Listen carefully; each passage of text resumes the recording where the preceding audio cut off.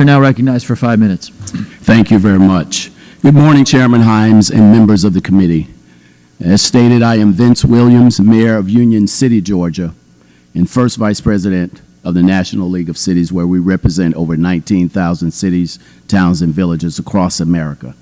I was elected mayor in 2013 during a moment of fiscal crisis unlike any Union City had experienced in decades. During my first term as mayor, Union City reversed a multi-year financial deficit and ushered in the greatest increase of job creation in the city's history. We could not have accomplished this alone. I have strived to increase cooperation and partnership within my region because of America's cities and towns that are in a global competition to attract investment and foster talented entrepreneurs. But if local governments lack the know-how to compete globally, then they are going to compete at whatever level they can, which can result in race-to-the-bottom attempts to lure employers and investments away from other localities in their state or region. This is why federal technical assistance, capacity building, and other pre-development type programs are so very important to help local leaders raise their game and improve outcomes. We are clear in our region, just south of Atlanta, that new corporate investments anywhere in our region is a positive investment for all of our cities. Each city receives an economic boost in some fashion as a result of new investments. A persistent misconception is that being a small town precludes any type of global economic activity. Small towns like Union City can bring home the benefits of globalization. For example, because we have the advantage of being located so close to the busiest airport in the world, companies are attracted to our region.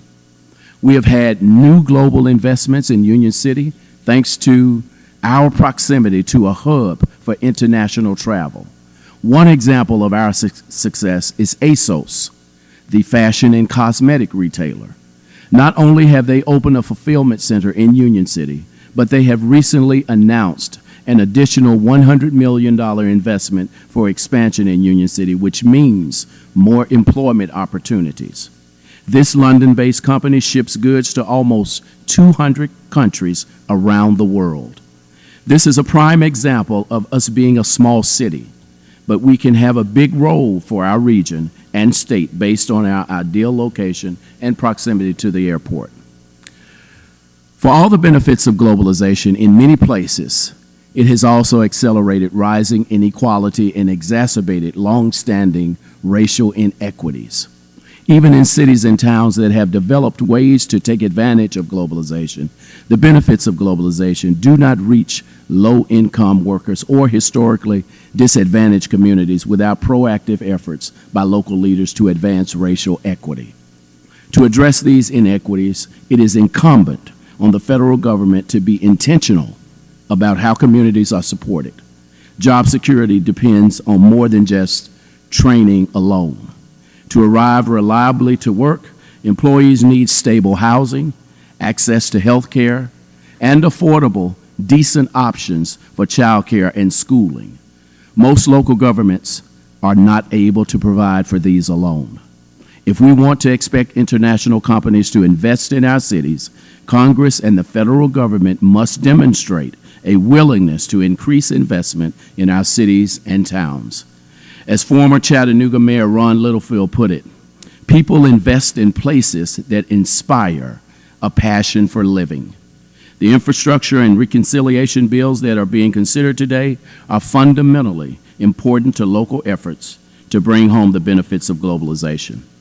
A specific example for us in Union City is the need to build our own water and sewer system. Currently, we must purchase water from the city of Atlanta.